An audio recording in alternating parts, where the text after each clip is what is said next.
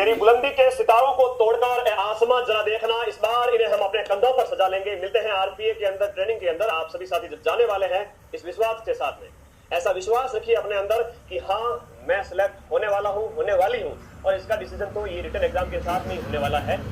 लगभग 20-1,000 विद्यार्थी फिजिकल के लिए बुलाए जाएंगे और मेरा तो खूब सारा स्नेह, खूब सारा प्यार आप सभी साथियों को। सेफ स्कोर की बात कर रहे हो, बहुत सारी बातें आप लोग कर रहे हो, डर भी लग रहा है। सबसे पहले जो मोस्ट इंपोर्टेंट चीज है, मानव सभ्यता जब से बसी है तब से लेकर आज तक, जब जब आपका जो हृदय है, जिसे कहते हैं ना, जो साहस जिसके अंदर है, जो घबराया नहीं है उसने दुनिया जीती है। तो जाओ और एग्जाम हॉल से बाहर नहीं आओ तब तक हमेशा एक दिमाग में रखना, आप विजेता है और आपका सिलेक्शन होने वाला है।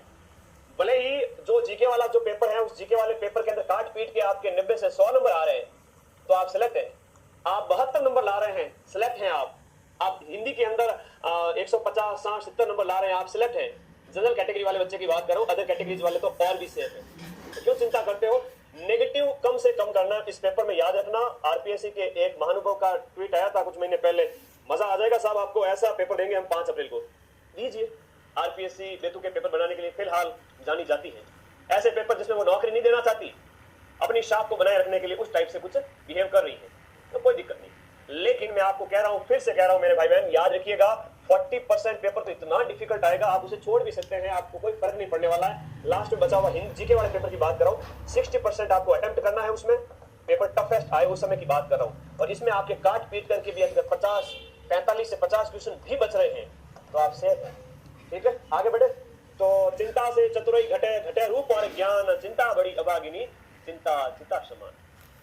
आइए शुरू करते हैं। मैंने आरपीएससी के कुछ पेपर लिए हैं, जैसे आरएसपी वाला लास्ट ईयर वाला पेपर है, ऐसा ही टेलीकॉम का पेपर है, डिप्टी जनरल, डिप्टी कमांडेंट, और भी पेपर जो पिछले 1 साल में आयोजित हुए हैं। लास्ट एक साल के अंदर आरपीएससी का जो माइंड सेट है वो आपको पढ़ना पड़ेगा। मेरी इस बात से आप सबकी सहमत है? आरपीएससी का माइंड सेट समझना पड़ेगा। कोई भी मिस्ट्री वाली चीज होती है ना, रहस्य की, जैसे हम क्रिकेट का उदाहरण ले, कोई भी रहस्य में गेंदबाज है, बॉलर है, बैट्समैन है, तो सामने वाली विरोधी टीम उसका खूब अध्ययन करती है, उसके वीडियोस को बार बार देखती है, चाहे सचिन तेंदुलकर हो, चाहे सैन वॉर्न हो, मुखिया मुरलीधरन हो, उनके गेंदबाजी और बल्लेबाजी को सैकड़ों बार देखा गया, परखा गया, तब जाकर के सामने वाली टीम कई बार नुकसान से बची है। और आपको भी आरपीएससी का माइंड सेट पढ़ना पड़ेगा। अब ऐसा ही वाले पेपर के अंदर आरपीएससी का ट्रेंड वही रहने वाला है जो साल भर पहले था। चलिए आगे बढ़ते हैं।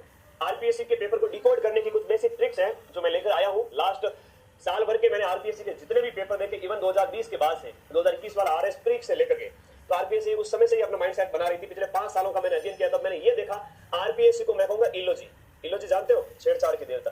तो आरपीएससी क्या करती है, डाटा और फैक्ट के साथ छेड़छाड़ करेगी, मतलब करेगी, लिख के ले लो। आप जब एग्जाम हॉल में बैठे रहोगे, आप सभी को मेरा चेहरा याद आएगा कि सर ने कहा